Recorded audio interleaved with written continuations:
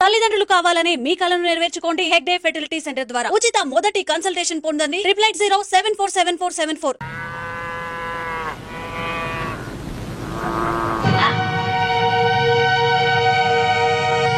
అన్నయ్య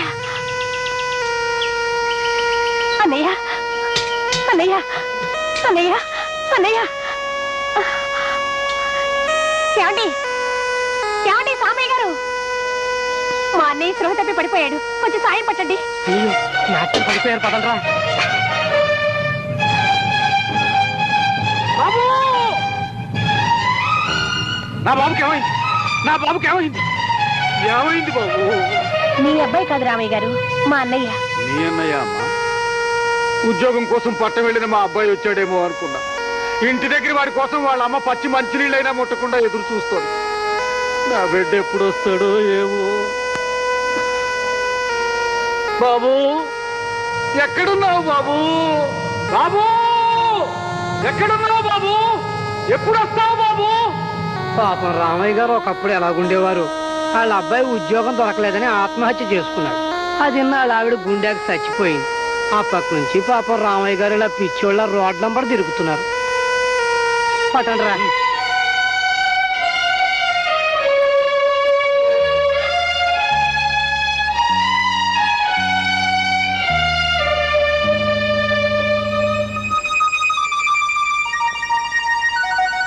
మరేం భయం లేదమ్మా మీ అబ్బాయి పైచ ప్రకోపం వల్ల అలా కళ్ళు తిరిగి పడిపోయి ఉంటాడు ఈ పొట్లాలు పూటకో చొప్పున తేనెలో కలిపి వేస్తే పైచ మొత్తం హరించిపోతుంది వస్తానమ్మా వస్తానాయన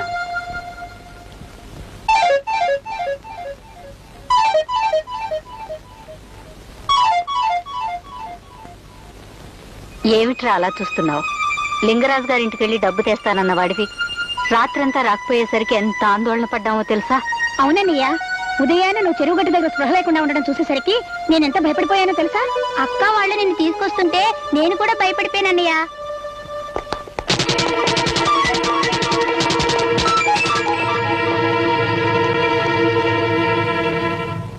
బాబు వేళపట్టును భోజనం చేస్తే నీ ఒంట్లో ఏ పైచ్యము చేరేది కాదు బట్టలన్నీ ఎలా బురద కొట్టుకుపోయాయి చూడు వెళ్ళి స్నానం చేసి అన్నం పెడతాను రావే ఏమిటండి అలా ఆలోచిస్తున్నావు వెళ్ళి స్నానం చేసి బట్టలు మార్చుకో నా బట్టలు ఉన్నాయా ఉన్నాయిగా అయితే తీసుకురా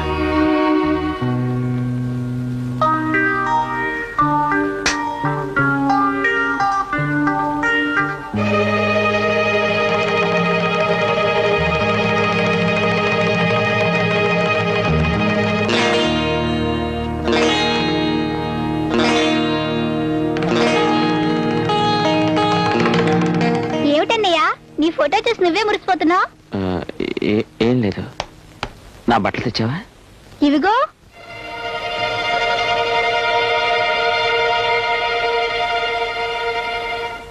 పప్పు కలుపుకో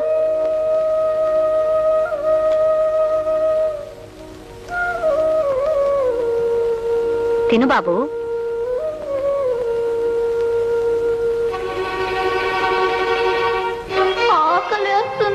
మరి దొంగతనం చేస్తావా చెయ్యవా దొంగతనం చెయ్యకపోతే అన్నం ఎలాగొస్తుందిరా దొంగ నా కొంచెం ఇప్పుడు చెప్పు దొంగతనం చేస్తావా దొంగతనం చేస్తావా చేస్తాను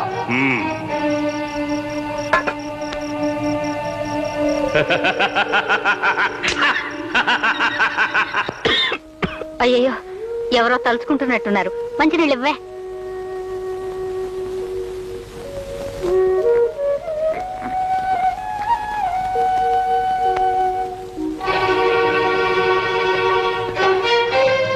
దొంగ కొంచెం పరుసులు వాళ్ళందరూ నన్ను తరుముకొస్తుంటే నేను పారిపోయి వచ్చేస్తాను సారా తాగుతావురా నేను తాగను సారా తాగలేదు సరైన కేడి గడివెలా అవుతావురా దొంగ నా కొంచెం తాగు తాగు తాగు లింగరాజు నీతో ఏమన్నాడు బాబు డబ్బిస్తా అన్నాడా దస్తావేజులు అతనికి ఇచ్చేసావా మరి డబ్బు ఎప్పుడు ఇస్తా అన్నాడు 2-3 రోజుల్లో ఇచ్చేస్తా అన్నాడా అదేదో తొందరగా తెచ్చే బాబు దానికి ఆ 3 ముళ్ళు వేయించేస్తే మన బాధ్యత తీరిపోతుంది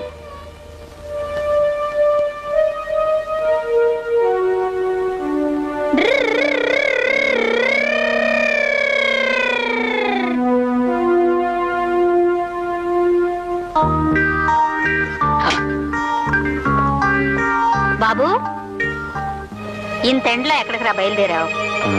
అలా ఊళ్ళోకి వెళ్తున్నావా? ఆ, తొందరగా వచ్చే.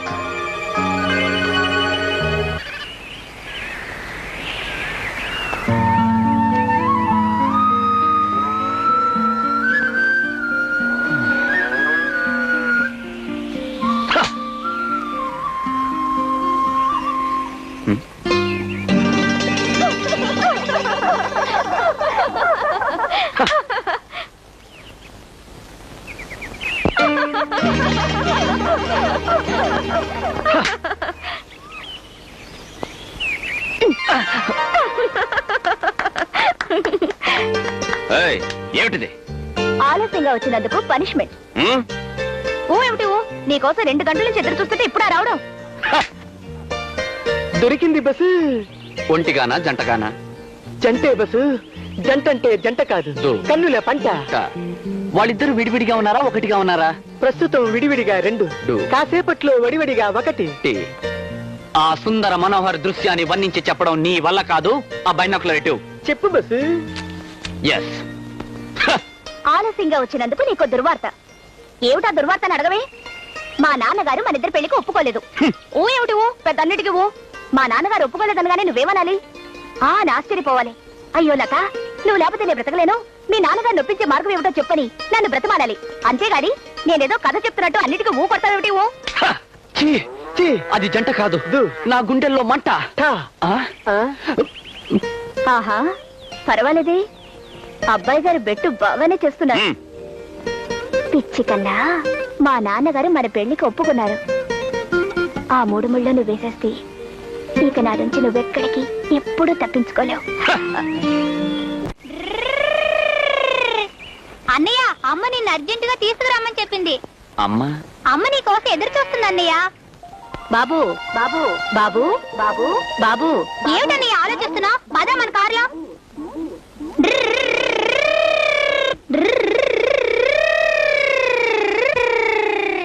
అమ్మా, నేను అన్నయ్యని కార్లో తీసుకొచ్చాను. ఇప్పుడు విమానంలో వెళ్తున్నాను. బాబు, జగన్నాథం అన్నయ్య గారు లగ్నపత్రిక తీసుకొచ్చారు. లగ్న పత్రిక తీసుకొచ్చాను అంటే ఏదో అరెస్ట్ వారెంట్ తీసుకొచ్చినట్టు అలా చూస్తావేమిటయ్యా? తీసుకో తీసుకో బాబు. శుభమను. శుభం అన్నావు కదా, అనుకున్న ప్రకారం అది కూడా వాళ్ళకి పంపించేస్తే ఓ పని అయిపోయినట్టుంటుంది. ఏమిటది? ఏమిటా? అప్పుడే మర్చిపోయా. ముహూర్తానికి ముందే కట్నం డబ్బిస్తామన్నాగా బాబు, దాని గురించి అడుగుతున్నాను. అదే, మేము ఆ ఏర్పాట్లోనే ఉన్నాం అన్నయ్య గారు. 2-3 రోజుల్లో అబ్బాయే తెచ్చిస్తాడు. సరే, ఈ విషయమే రంగారావు గారికి చెబుతాను. వస్తానమ్మా. మంచి. వస్తా.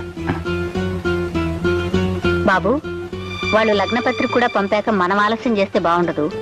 నువ్వు వెంటనే లింగరాజు దగ్గరికి వెళ్ళి డబ్బు అడిగి పట్టరా. అలాగే. ఒకవేళ అతను మన పొలం మీద అంత డబ్బు ఇవ్వనంటే ఏం చేస్తావు? ఏం చేయమంటావు? అవసరం మందైనప్పుడు బతిమాలైనా తెచ్చుకోవాలి. నీకోసం ఎదురు చూస్తూ ఉంటాను. తొందరగా వచ్చే బాబు.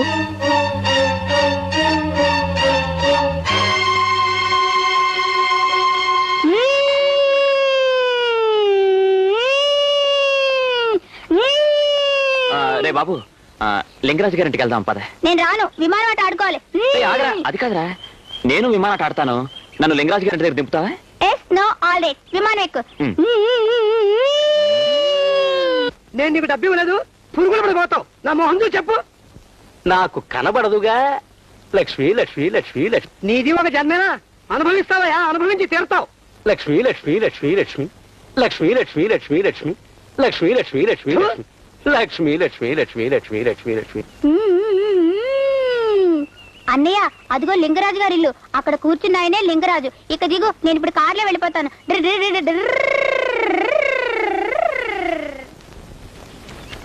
రాగోపిరా, కూర్చో.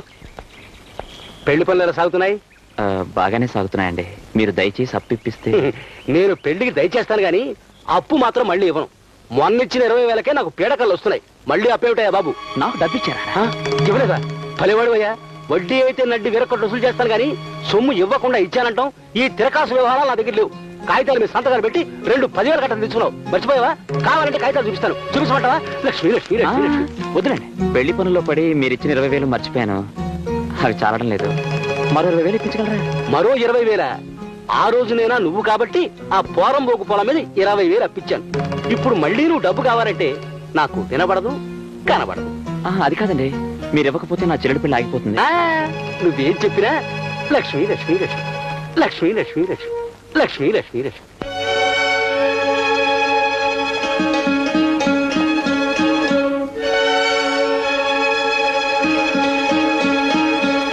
రేయ్, వచ్చేవాడు ఎవడ చూడరా. గోపిలాగా ఉన్నాడేట్రా? కొంప తీసి బతికొచ్చాడు ఏంటి? ఈడు దయ్యంగానే కాదు కదా? లేకండి అన్ని అడుగుదా. ఎవర్రా మీరు? ముందు నువ్వెవడవో చెప్పు. ఎందుకు చెప్పాలి? చెప్పాలంటే నువ్వు ఆ గోపిగడికి అన్నవా తమ్ముడువా? నాకన్నా తమ్ముడు ఎవరూ లేరు. నేనే గోపిని. కాదు. అరిచారంటే నరికి పారేస్తాను. నేనే గోపినంటే కాదంటానికి మీరెవర్రా? మీరెవరవా? నువ్వే గోపిగడు అయితే ఆయన చంపిన వాళ్ళం, ఆడు చచ్చిన తర్వాత గోతులో పాతేసిన వాళ్ళం. ఇప్పుడు చెప్పు, చచ్చిపోయినాడు ఎవడైనా బతికొస్తాడా? నేను చావలేదు. నేను చనిపోయానని మీరంతా భ్రమపడ్డారు. మీరు అలా వెళ్ళగానే నేను లేచింటికి వెళ్ళిపోయాను. ఏతవేసాలు ఎక్క తిన్నగా మాయిగా తగినాడా? నేను రాకపోతే ఈడ్చుకెళ్తాం. అంత దమ్ముందిరా?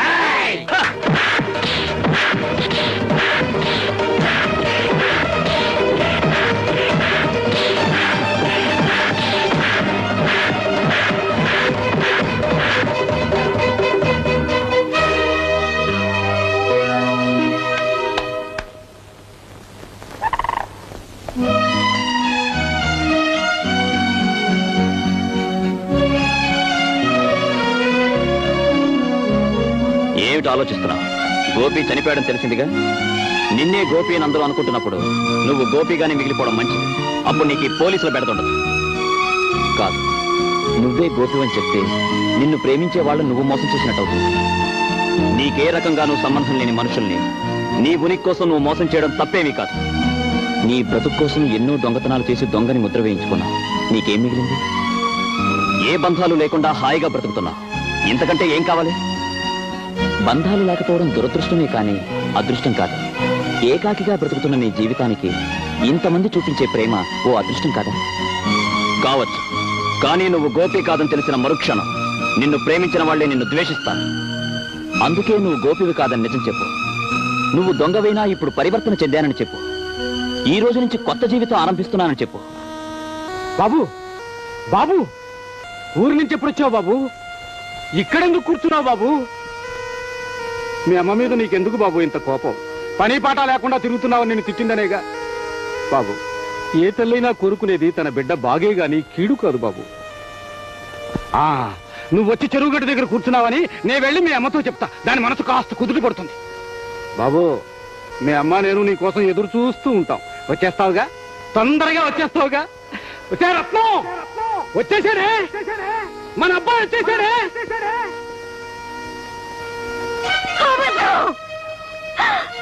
నువ్వు చెప్పేదంతా అబద్ధం. నా గోపి చనిపోయాడని నువ్వు చెప్పిందంతా అబద్ధం. లేదమ్మా, నేను నిజమే చెప్తున్నాను. కాదు, ఇది నిజం కాదు. నా గోపి చనిపోలేదని చెప్పు. నువ్వే నా గోపి అని చెప్పు. నేను 9 మాసాలు మోసింది నిన్నేనని చెప్పరా. నా రక్తం పంచుకు పుట్టిన బిడ్డవి నువ్వేనని చెప్పు బాబు. పెద్ద అబద్ధం చెప్పలేనమ్మా. నేనెక్కడ పుట్టానో నాకు తెలీదు. నన్ను ఏ తల్లి కన్నదో నాకు అంతకంటే తెలీదు. నన్ను పెంచి పెద్ద చేసిందో దొంగ. అతను నాకు నేర్పినవి దోపిడీలు, దొంగతనాలు. మమత అనురాగాల్లోని మాధుర్యం ఇక్కడికి వచ్చే వరకు నేను ఎరగను. నాకు దెబ్బ తగిలినప్పుడు నొప్పితో అమ్మా అని అరవడమే తప్ప కన్న తల్లిని అమ్మా అని నోరారా పిలవడానికి నోచుకొని దురదృష్టవంతున్నమ్మా. కాదు, ఇది నిజం కాదు, అబద్ధం. నిజం కాదమ్మా, ఇది 100కి 100 పాళ్ళు నిజం. ఆ దేవుడి మీద ఒట్టేసి చెప్తున్నానమ్మా. దేవుడా? ఏవయ్యా స్వామి, ఏ శివుడాజ్ఞ లేదే చీమైనా కుట్టదంటారే, అలాంటిది చీమకు కూడా అపకారం చేయని నా బిడ్డ నీకేం అపచారం చేశాడని ఇలా అర్ధంతరంగా ఎత్తుకుపోయావయ్యా. నీ 2 కొడుకులతో నువ్వు ఆడుకునే ఆటలోకి నా కొడుకు బొమ్మే కావాల్సి వచ్చిందా? నువ్వు ఆడించే నాటకం సాగడానికి నా కుటుంబంలోంచే ఓ మనిషి కావాలంటే జీవితంలో ఏ అచ్చట ముచ్చట తీరిన నా బిడ్డను వదిలేసి నన్ను తీసుకుపోలేకపోయావా?